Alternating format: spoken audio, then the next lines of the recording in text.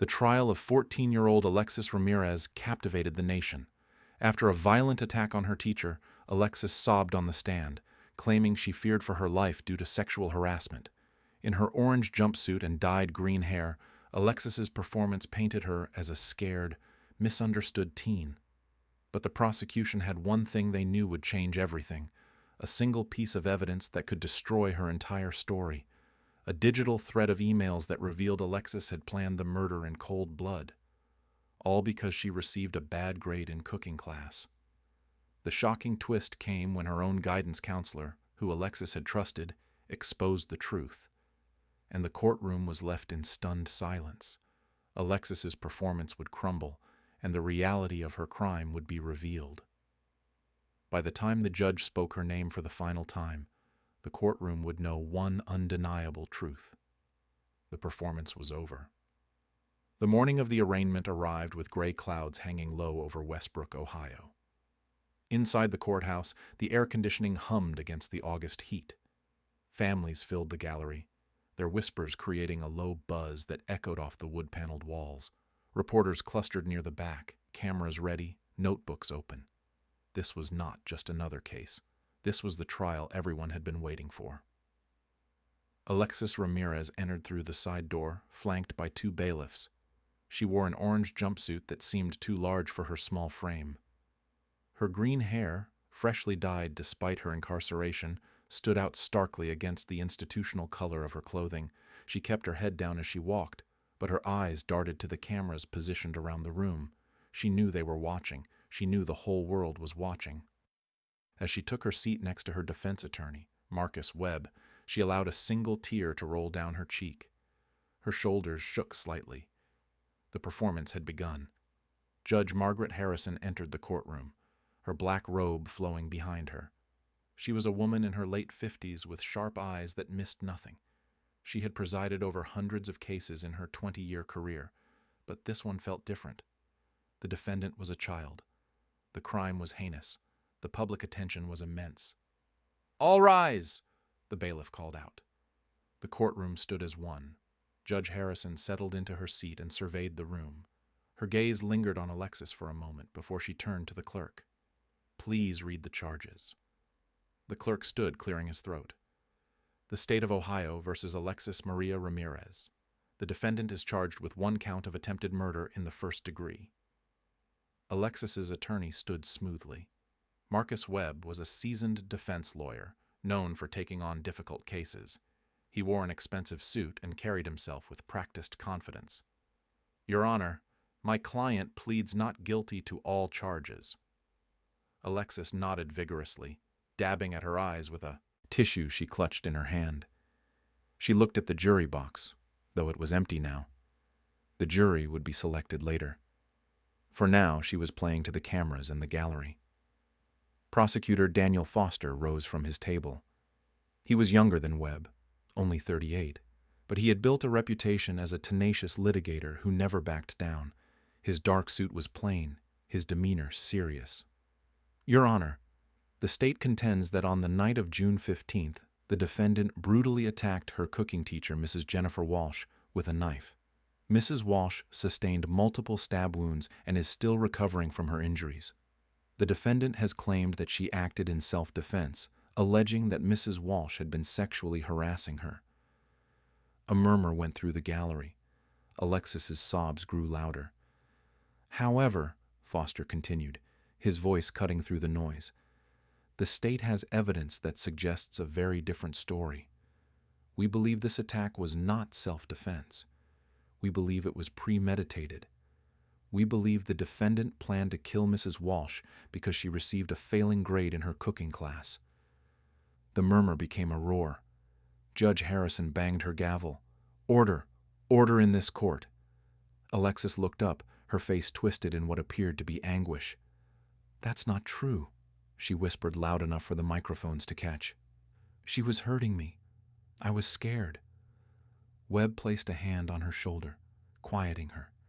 He turned to the judge. "Your Honor, these accusations are inflammatory and unsupported. My client is a traumatized young girl who defended herself against a predator. The prosecution is trying to vilify a victim. Foster's jaw tightened. Your Honor, we will present evidence that tells the true story, evidence that cannot be denied or explained away.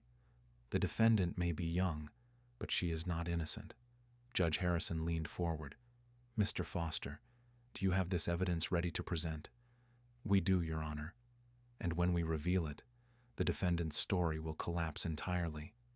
Alexis's hands gripped the edge of the table. Her knuckles turned white. For just a moment, something flickered across her face. Not fear, not sadness. Something harder, something calculating. Then it was gone, replaced by more tears. Judge Harrison set a trial date and dismissed the court. As Alexis was led away, she turned to look at the cameras one more time. She made sure they saw her crying. She made sure they saw her young, frightened face. She was building her narrative, brick by brick. But in the prosecutor's office that afternoon, Daniel Foster sat with his team, reviewing files. Detective Sarah Carter, the lead investigator on the case, spread photos across the conference table. Crime scene images, hospital photos of Mrs. Walsh's injuries, timeline documents. She's good, Carter said, tapping a photo of Alexis crying in court. She knows exactly what she's doing. Foster nodded. She's been performing since the moment we arrested her. Every tear is calculated. Do we have enough? Asked Jennifer Torres, Foster's second chair. She was a sharp young attorney with a gift for cross-examination. Foster pulled a folder from his briefcase. Inside were printed emails. He laid them out carefully, almost reverently. We have everything we need. We just need to time it right. Let her build her story. Let her commit to the lie. Then we bring the hammer down. Carter smiled grimly. I can't wait to see her face when we do. The trial began 3 weeks later. The jury had been selected, 12 men and women from the community, all trying to maintain neutral expressions as they were sworn in. The gallery was packed. The media presence had only grown. This case had become a national obsession. Alexis entered the courtroom with the same performance, head down, tears ready, green hair now faded slightly from the harsh jail lighting, but still distinctive. She wore a modest blouse and skirt that Webb had arranged for her, trying to make her look younger, more innocent. Opening statements began. Webb painted a picture of a terrified girl who had endured months of inappropriate advances from her teacher. He spoke of power imbalances, of a trusted authority figure betraying that trust, of a child pushed to the breaking point. Ladies and gentlemen, Webb said, his voice filled with emotion, Alexis Ramirez is not a criminal. She is a survivor, and the state wants to punish her for surviving. Alexis sobbed quietly at the defense table, her shoulders shaking. Foster's opening was different, measured, factual. He laid out a timeline. He described the attack in clinical detail. He spoke of Mrs. Walsh's injuries, the weapon used, the location where it happened. The defense will tell you a story, Foster said. A story about harassment and fear. But stories can be fiction. Evidence does not lie. And the evidence in this case will show you that Alexis Ramirez is not a victim. She is a calculating young woman who committed a terrible act because she was angry about a grade. She planned it. She executed it. And she very nearly succeeded in killing an innocent woman. The prosecution called its first witness that afternoon. A fellow student named Marcus Chen took the stand. He was nervous, fidgeting with his tie as Foster questioned him. Marcus, did you have cooking class with Alexis and Mrs. Walsh? Yes, sir. Second period. Can you describe Alexis's behavior in that class? Marcus hesitated, glancing at Alexis. She was staring at him, tears streaming down her face. He looked away quickly. She wasn't very good at cooking. Mrs. Walsh tried to help her, but Alexis would get frustrated. Did you ever witness any inappropriate behavior from Mrs. Walsh toward Alexis? No, never. Mrs. Walsh was really professional. She was nice to everyone. Did Alexis ever complain to you about Mrs. Walsh? Yeah, all the time. She said Mrs. Walsh had it out for her. She said Mrs. Walsh was trying to fail her on purpose. Did she ever mention feeling harassed or threatened by Mrs. Walsh? Marcus shook his head. No. She just said Mrs. Walsh was a terrible teacher who didn't know what she was doing. Webb stood for cross-examination. Marcus, you and Alexis weren't friends, were you? Not really. In fact, you barely knew her, correct? I guess. So you don't know what she might have been going through privately, do you? No. You don't know if Mrs. Walsh said or did things to Alexis when no one else was around, do you? I mean, I guess not. Thank you, Marcus. No further questions. But the seed had been planted. The jury had heard that Alexis complained about her teacher, that she was angry about her performance in the class. It was a small crack, but cracks had a way of spreading. Over the next days, more witnesses testified. Other students. Other teachers. Each one added another piece to the puzzle. Each one painted a picture of Alexis as a student who struggled academically, who blamed others for her failures, who had a temper when things did not go her way. Then Detective Sarah Carter took the stand. Foster approached her with respect. Carter had been a detective for 15 years, specializing in violent crimes against educators. She had worked the case from the beginning. Detective Carter, can you describe the crime scene you encountered on the night of June 15th? Carter pulled out her notes, though she barely needed them. Every detail was burned into her memory. I arrived at Lincoln High School at approximately 9:45 in the evening. Mrs. Walsh had been discovered by the night custodian in her classroom. There was blood on the floor, on the desk, on the walls. Mrs. Walsh was conscious but severely injured. She had multiple stab wounds to her torso and defensive wounds on her hands and arms. What did those defensive wounds tell you? They indicated that Mrs. Walsh had tried to protect herself. She fought back. Did you find the weapon? Yes, a kitchen knife, approximately 8 inches long. It was found in a trash can in the hallway about 50 feet from the classroom. It had been wiped down, but we recovered blood samples and partial fingerprints. Whose fingerprints? They matched Alexis Ramirez. A murmur went through the courtroom. Alexis put her face in her hands. Foster continued. Detective, did you interview the defendant? I did. She was arrested at her home approximately 2 hours after the attack. She claimed she had been at the library studying. When we informed her that we had evidence placing her at the scene, she changed her story. What did she say then? Carter looked at her notes. She said, and I quote, "She was touching me. She was always touching me. I had to make her stop." Did you investigate these claims of inappropriate touching? Extensively. We interviewed every student in Mrs. Walsh's classes. We reviewed security, footage. We examined Mrs. Walsh's personnel file, her emails, her phone records. We found no evidence of any inappropriate behavior. What did you find? We found that Alexis had failed her cooking class. She received an F on her final project, which meant she would fail the semester. We found text messages between Alexis and her friends where she expressed anger about the grade. We found that she had gone to the principal to complain about Mrs. Walsh, claiming the teacher was grading her unfairly. The principal reviewed her work and determined that the grade was appropriate. Foster nodded. Detective Carter, in your professional opinion, was this attack planned? Objection, Webb called out. Speculation. Sustained, Judge Harrison said. Foster rephrased. Detective, did you find evidence suggesting the attack was planned? Yes. We found evidence that suggests Alexis had been thinking about attacking Mrs. Walsh for some time. But I cannot discuss that evidence yet, as it will be presented later in the trial. Foster smiled slightly. Thank you, Detective. No further questions. Webb stood for cross-examination, his expression skeptical. Detective Carter, you claim to have investigated my client's allegations thoroughly, correct? That's correct. But isn't it true that victims of sexual harassment often don't tell anyone? That they keep it secret out of shame or fear? That can be true, yes. So the absence of other complaints doesn't mean it didn't happen, does it? No, it doesn't prove it didn't happen. But it also doesn't prove it did happen. Detective, you mentioned text messages where Alexis expressed anger about her grade. Isn't it normal for teenagers to complain about their grades? It can be, yes. And you said she went to the principal to complain. Doesn't that show she was trying to handle the situation through proper channels? It could be interpreted that way.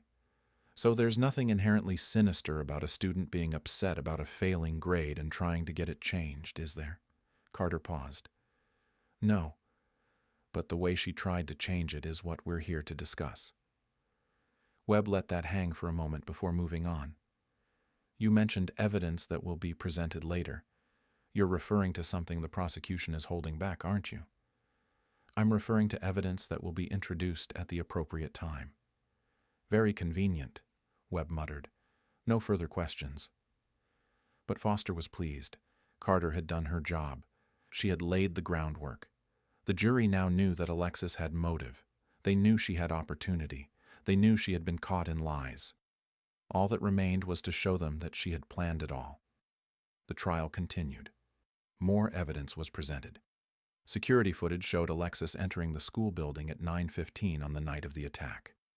Her claim of being at the library was proven false. The library had closed at 8. She had no alibi for the time of the attack. Forensic experts testified about the blood evidence, the fingerprints, the pattern of the wounds. Everything pointed to a sustained, violent attack. Not a moment of panic, not self-defense. This was an assault meant to kill. Then came the moment everyone had been waiting for. Mrs. Jennifer Walsh took the stand. She walked slowly, still recovering from her injuries. She was in her early 40s, with kind eyes that now held a deep sadness. She had been a teacher for 18 years. She loved her job. She loved her students. And one of them had tried to kill her. Foster approached her gently. Mrs. Walsh, thank you for being here today. I know this is difficult. She nodded, her voice soft when she spoke. I want the truth to come out. Can you tell us about your relationship with Alexis Ramirez? Mrs. Walsh took a breath. Alexis was in my second period cooking class. She enrolled at the beginning of the semester. She seemed enthusiastic at first, but she struggled with the coursework. Cooking requires patience, attention to detail, following instructions. Alexis had difficulty with all of those things. How did you try to help her? I offered extra tutoring. I gave her extensions on assignments. I tried to pair her with students who could mentor her. But she didn't want help. She wanted a good grade without doing the work. Did you ever behave inappropriately toward Alexis? Mrs. Walsh's eyes filled with tears. Never. I have never, in 18 years of teaching, behaved inappropriately toward any student. The accusation alone is devastating. But to have it come from someone I tried so hard to help. She trailed off, wiping her eyes.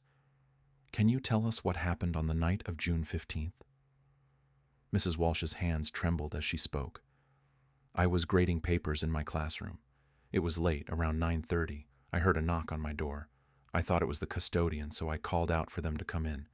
But it was Alexis. She said she needed to talk to me about her grade. What did you do? I let her in. I asked her to sit down. I was surprised she was there so late, but I wanted to help if I could. She seemed upset, so I tried to be understanding. What happened next? Mrs. Walsh's voice broke. She started yelling at me, saying I had ruined her life, saying I had failed her on purpose. I tried to calm her down. I tried to explain that her grade reflected the quality of her work, but she wouldn't listen. And then she paused, struggling to continue. Take your time, Foster said softly. She pulled out a knife. I didn't even see where it came from. She just had it suddenly. I stood up, tried to back away. I asked her to please put it down, but she came at me. I tried to defend myself, but she kept stabbing. I fell. I thought I was going to die. I really thought I was going to die. Tears were streaming down Mrs. Walsh's face now. Several jurors were crying too. The gallery was silent, absorbed in her testimony. Did Alexis say anything while she attacked you? She kept saying, "You ruined everything. You ruined everything," over and over. Did she ever mention feeling harassed by you? No, never, not once. She was angry about her grade. That's what this was about. She was angry that I held her accountable. Foster let that sink in. Thank you, Mrs. Walsh. I know how hard this was. No further questions. Webb approached for cross-examination, but even he seemed less aggressive than usual. Mrs. Walsh, I'm sorry for what you went through, but I have to ask, isn't it possible that Alexis made advances or comments to you privately that you rejected, and that rejection led to this attack? Mrs. Walsh looked at him steadily. No, that is not what happened. But you can't know for certain what was in Alexis's mind, can you? I know that she told me exactly why she was angry. She was angry about her grade. She said so repeatedly. There was no mention of harassment, no mention of anything inappropriate. She was angry because she failed my class. Webb tried a few more questions, but Mrs. Walsh remained firm. Her testimony was devastating to the defense. When she finally stepped down, Alexis was no longer crying. She sat rigid in her chair, her jaw clenched, her eyes hard. The mask was starting to crack. In the following days, more evidence piled up. Text messages between Alexis and her friends showed escalating anger. I hate her so much, one message read. She deserves what's coming to her, read another. The defense tried to dismiss these as typical teenage hyperbole, but they formed a pattern. Then came the testimony from Alexis's guidance counselor, Mr. David Park. He was a soft-spoken man in his 50s who had worked with troubled students for decades. He took the stand reluctantly, clearly pained by what he had to say. Mr. Park, Foster began, how long have you known Alexis Ramirez? Since she started at Lincoln High. About 2 years. Did she come to you with problems? Yes, frequently. Alexis had difficulty accepting responsibility for her actions. When she struggled in a class, she would blame the teacher. When she had conflicts with peers, she would blame them. She had difficulty seeing her own role in situations. Did she ever come to you about Mrs. Walsh? Yes, multiple times in the weeks before the attack. What did she say?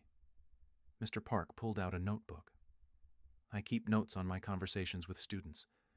In early May, Alexis came to me saying Mrs. Walsh was grading her unfairly. I encouraged her to speak with Mrs. Walsh directly. In mid-May, she came back saying the conversation hadn't helped. I offered to mediate, but Alexis declined. In late May, she told me she was going to fail the class, and it was Mrs. Walsh's fault. Did she mention harassment? No, not once. She was focused entirely on the grade. Did she say anything else that concerned you? Mr. Park hesitated. This was clearly difficult for him.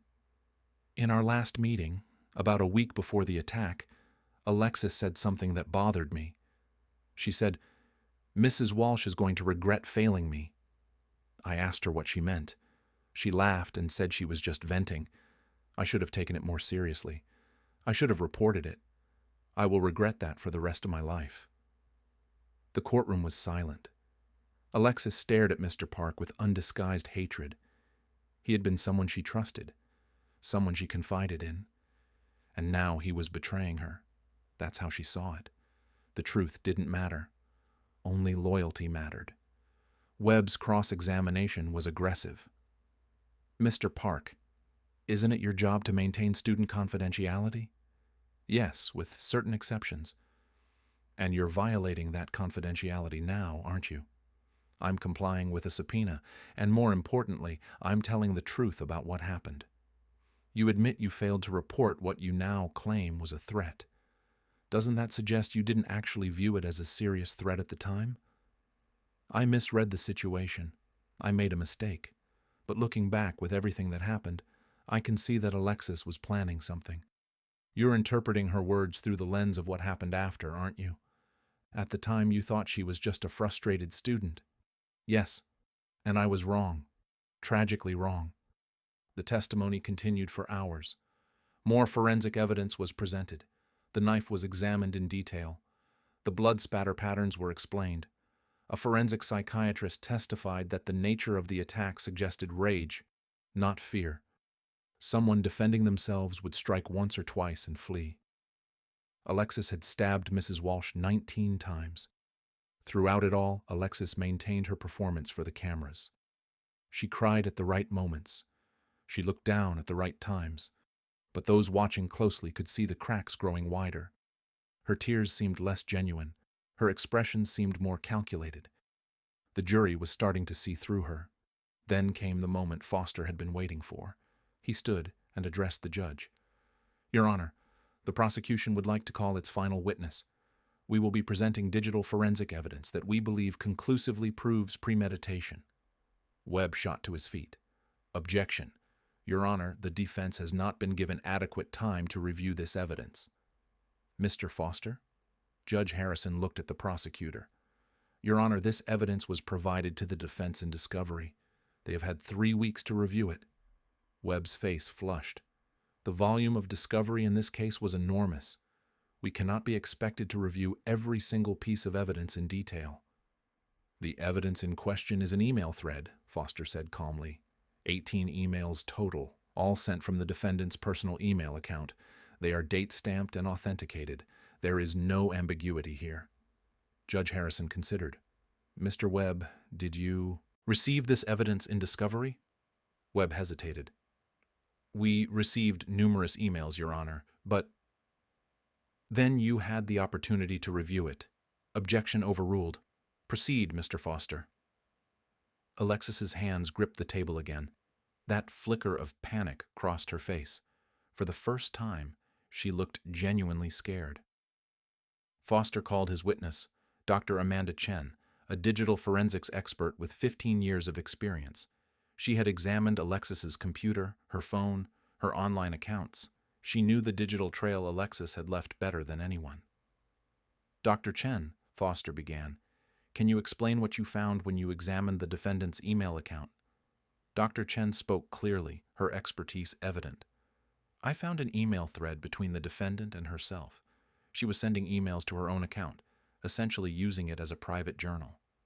"Is that unusual?" "Not particularly. Many young people do this as a way to organize their thoughts." "What did these emails contain?" Dr. Chen pulled up the emails on a large screen for the jury to see. The first email in the thread was sent on May 20th. It reads, "I can't believe she failed me. She actually failed me. Mrs. Walsh is going to pay for this." Gasps rippled through the courtroom. Alexis closed her eyes. The next email, sent on May 22nd, reads, "I've been thinking about what to do. I could report her, but no one would believe me. I could just accept it. But why should I? She ruined everything. Maybe she deserves to be hurt like she hurt me." Foster stood still, letting the words sink in. "Continue, Dr. Chen." "On May 25th, I keep thinking about it, hurting her, making her feel the pain she caused me. Would anyone really blame me if I did? She's a terrible person. She deserves it." May 28th. "I've made up my mind. I'm going to do it. I'm going to make her pay. I just need to figure out how and when." The jury was transfixed. Several members were taking notes. Alexis had gone pale, her entire body rigid. June 1st. "I have a plan. It needs to be at night when no one else is around. I'll say I need to talk about my grade. She'll let me in. She's stupid enough to think she can help me. And then I'll do it." June 5th. "I took a knife from the kitchen at home. I've been practicing with it. I need to be fast. I need to make sure she can't fight back. I need to make sure she doesn't survive to tell lies about me." The words hung in the air, terrible and undeniable. Mrs. Walsh was crying in the gallery. The jury looked horrified. Judge Harrison's face was impassive, but her eyes were hard. June 10th. 5 more days, I can barely wait. She has no idea what's coming. No one does. They all think I'm just some dumb kid who can't handle a bad grade. But I'm smarter than all of them. After this, she'll never hurt another student again." Dr. Chen paused, then continued with the final email. June 14th, the day before the attack. "Tomorrow night. I've checked her schedule. She always stays late on Wednesdays. I'll go to her classroom around 9:30. The custodian doesn't start on that floor until 10. I'll have plenty of time. This is really happening. Mrs. Walsh is going to regret ever crossing me." Silence. Complete, absolute silence. Then the courtroom erupted. Reporters were frantically typing. People in the gallery were gasping, crying, shouting. Judge Harrison banged her gavel repeatedly, calling for order. Alexis sat frozen. The performance was over. Her face had drained of all color. Her hands trembled violently. She looked at her attorney, then at the jury, then at the cameras. For the first time, everyone could see the truth in her eyes. Not fear, not remorse, just shock that she had been caught. Foster continued his questioning, his voice cutting through the chaos. "Dr. Chen, were you able to verify the authenticity of these emails?"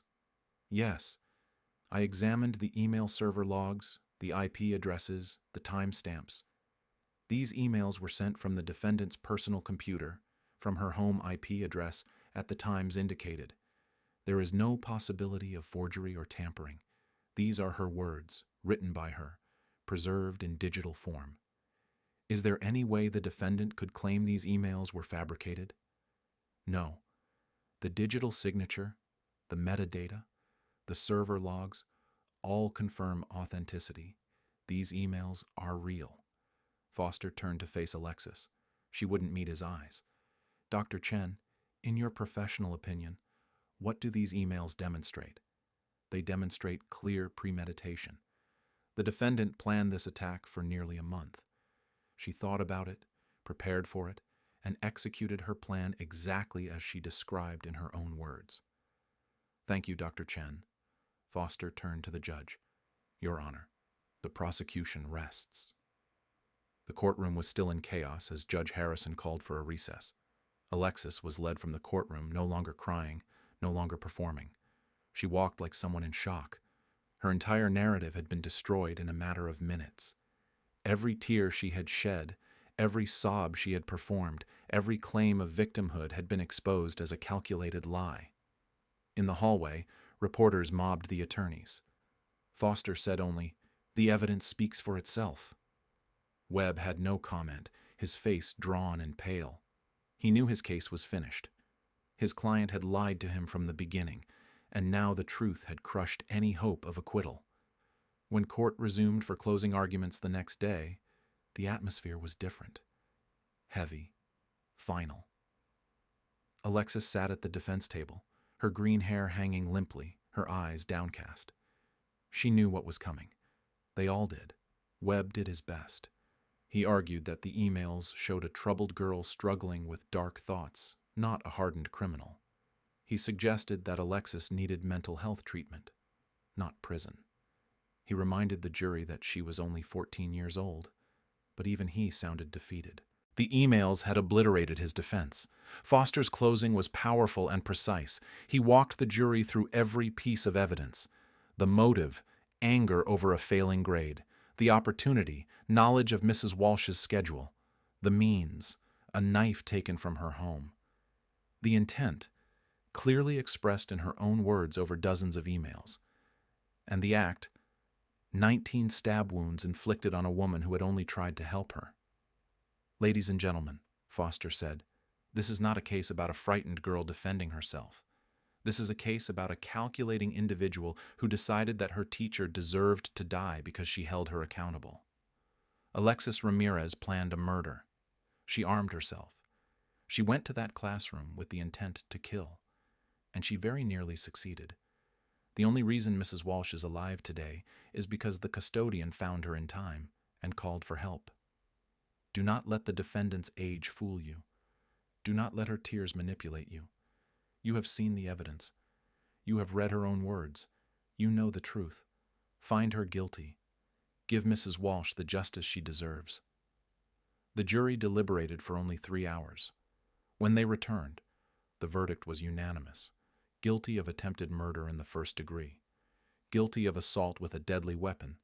Guilty on all counts. Alexis showed no reaction as the verdict was read. She had retreated somewhere deep inside herself, away from the cameras, away from the judgment, away from the consequences of her actions. Sentencing was scheduled for the following week. The intervening days felt like a strange limbo. The media dissected every moment of the trial. Legal experts analyzed the case on television. The nation debated juvenile justice, school safety, mental health resources. But for those directly involved, it was simply a matter of waiting for the final chapter. Mrs. Walsh prepared a victim impact statement. She wrote and rewrote it dozens of times, trying to find the right words to express what she had lost. Not just her physical health, though that was significant. Not just her sense of safety, though that too had been shattered. But something deeper. Her trust in her students. Her belief that education could change lives for the better. Her confidence in her own judgment. Alexis had taken all of that from her.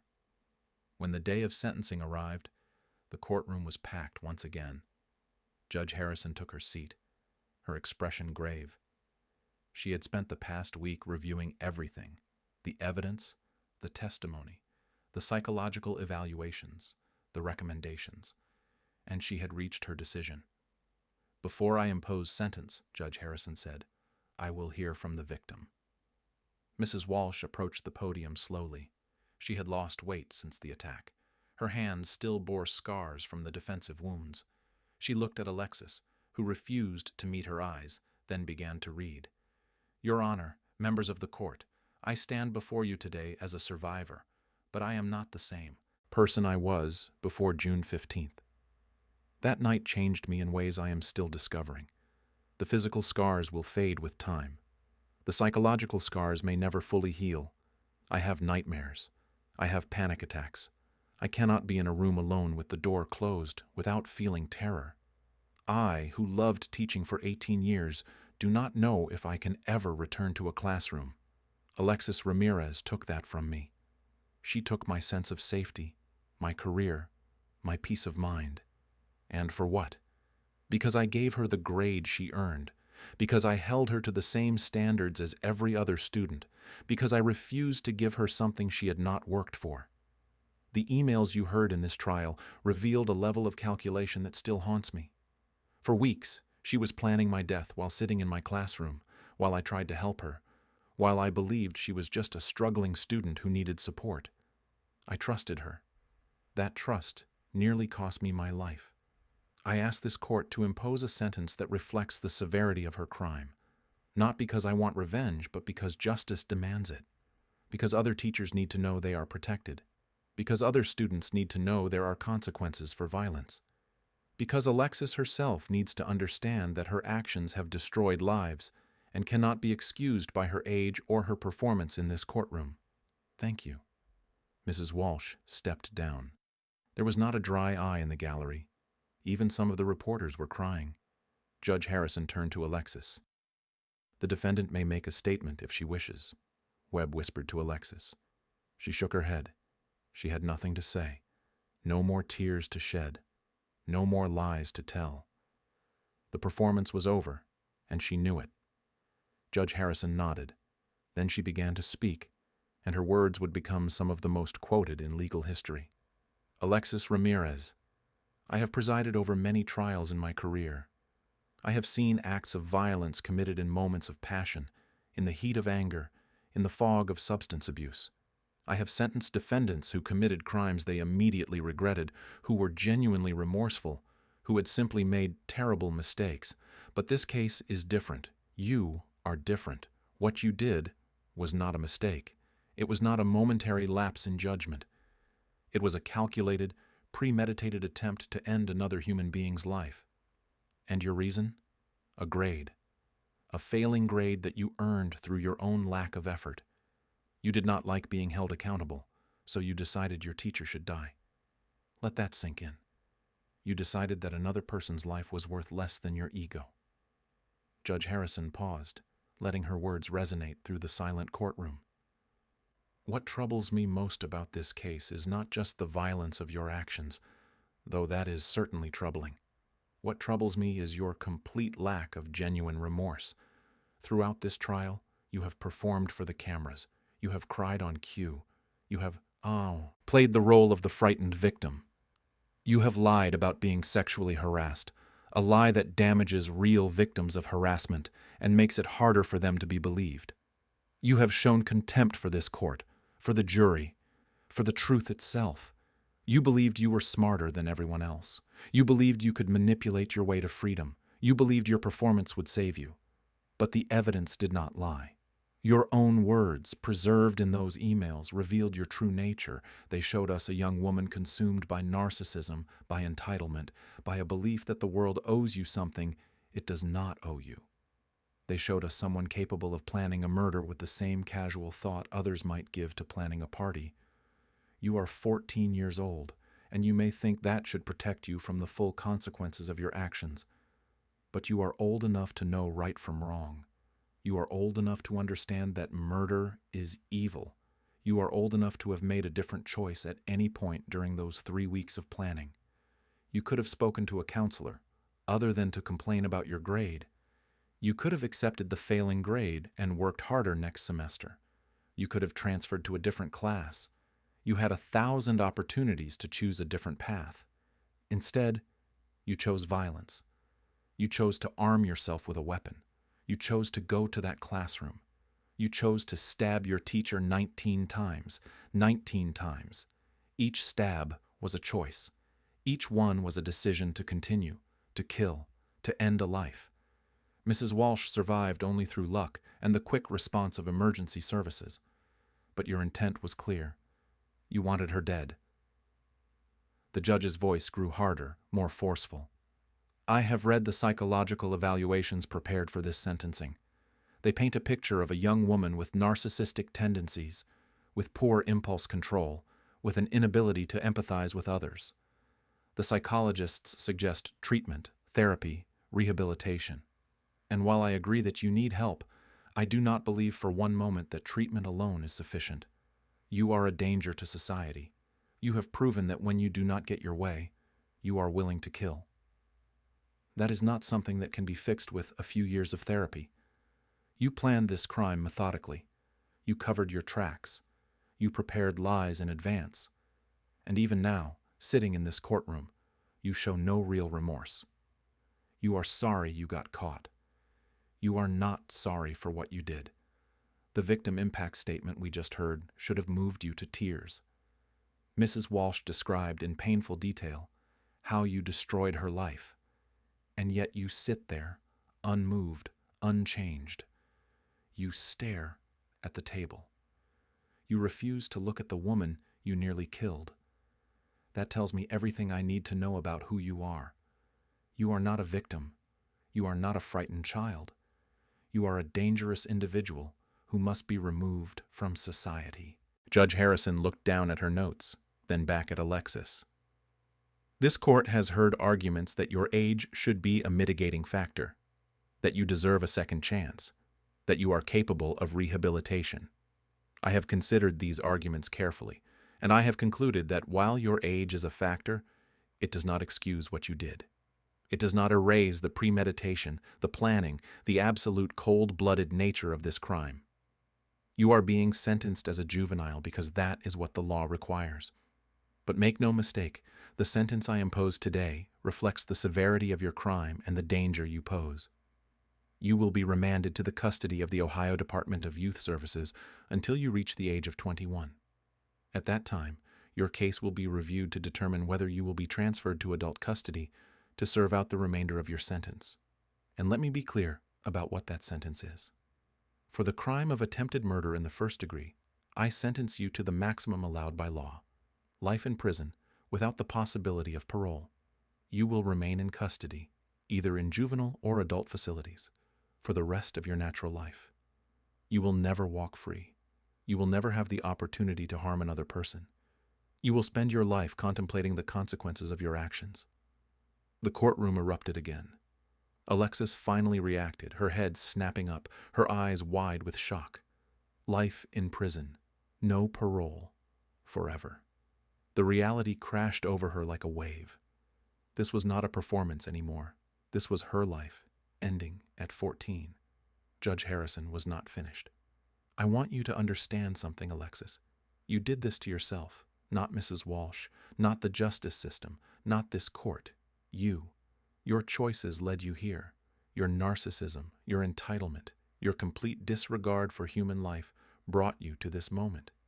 And I hope, in the years to come, you will find the capacity to truly understand what you have done, to feel genuine remorse, to see Mrs. Walsh not as an obstacle to your success, but as a human being whose life you nearly ended. I hope you will use your time in custody to become a different person, to develop empathy, to understand accountability, to recognize that the world does not revolve around you. But whether you change or not, you will remain in prison. That is the consequence of your actions. That is justice. I also want to say something to the educators and students watching this case. To the teachers, I say this: you should not have to fear your students. You should not have to wonder if holding someone accountable will put your life at risk. This sentence sends a message that violence against teachers will be punished to the fullest extent of the law. You are valued. You are protected. Your safety matters. To the students, I say this: your teachers are not your enemies. They are trying to help you learn, to grow, to prepare for the world. When you struggle, when you fail, it is not a personal attack. It is an opportunity to improve. Take responsibility for your own success. Work harder. Ask for help. But never, ever resort to violence. The consequences, as Alexis is learning today, are severe and permanent. To the community, I say this: this case is a tragedy on every level. A promising teacher was nearly killed. A young girl destroyed her own life. Families have been shattered. We must ask ourselves how we can prevent such tragedies in the future. Better mental health resources, earlier intervention for students who struggle, stronger support systems. These things matter. But we must also acknowledge that sometimes, despite all our efforts, individuals make choices that lead to terrible outcomes. Alexis Ramirez had every opportunity to choose differently. She chose violence. And now she will live with that choice for the rest of her life. Judge Harrison picked up her gavel. Alexis Ramirez, you are hereby sentenced to life in prison without the possibility of parole. You will be immediately remanded to custody. This court is adjourned.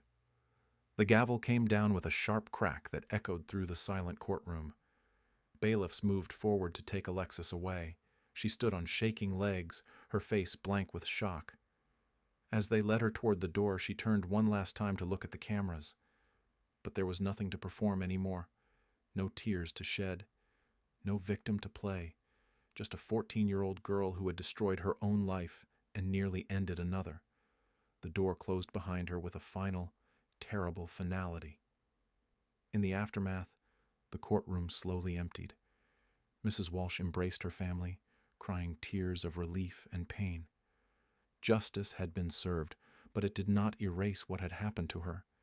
It did not give her back what she had lost, but it was something. It was closure. Foster shook hands with his team, accepting their congratulations. They had done their job. They had presented the evidence. They had let the truth speak. And the truth had been powerful enough to shatter a carefully constructed lie. The case of Alexis Ramirez would be studied in law schools, discussed in psychology courses, debated in the media for years to come. It raised questions about juvenile justice, about the capacity for evil in young people, about the role of accountability in education. But for those who had been in that courtroom, who had witnessed the trial from beginning to end, the lesson was simpler and more profound. Actions have consequences. Lies will be exposed. And justice, however delayed, however imperfect, will prevail. The silence in the courtroom after Judge Harrison's final words had been deafening.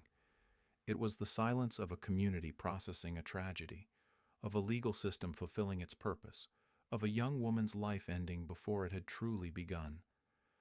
As the last spectators filed out, as the reporters rushed to file their stories, as the court officers began to clean up, that silence remained. It was the silence of truth finally spoken, the silence of a performance ended, the silence of justice delivered, and in that silence there was a lesson for anyone willing to hear it. We are all accountable for our choices. We all face consequences for our actions, and no amount of tears, no amount of manipulation, no amount of performance can change that fundamental truth. Alexis Ramirez would have decades in prison to contemplate that truth, to understand, perhaps, what she had done. to recognize, maybe, the humanity of the woman she had tried to kill. But whether she changed or not, whether she found remorse or remained locked in her narcissism, the outcome was the same. She would never walk free. She would never harm another person. The community was safe. Mrs. Walsh could begin to heal. And the justice system had sent a clear message. Violence has consequences, no matter the age of the perpetrator. As the courthouse lights were turned off that evening, as the building settled into darkness, the echo of Judge Harrison's words lingered. Life in prison, no parole, forever. Those words would follow Alexis Ramirez for the rest of her days. They would define her existence. They would be her legacy. She had wanted to be remembered. She had wanted attention. She had wanted the cameras to see her, to sympathize with her, to validate her victimhood. Instead, she would be remembered as a cautionary tale, a warning about narcissism, about entitlement, about what happens when a young person believes the world owes them something it does not owe them. The trial was over. The verdict was in. The sentence was delivered. Justice was served. And in the end, that was all that mattered.